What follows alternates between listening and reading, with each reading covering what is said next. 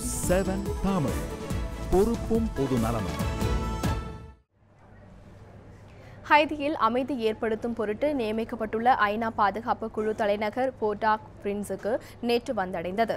Haiti அரசுக்கு எதிராக கடந்த பல மாதங்களாகவே தீவிர போராட்டங்கள் நடைபெற்று வந்தன.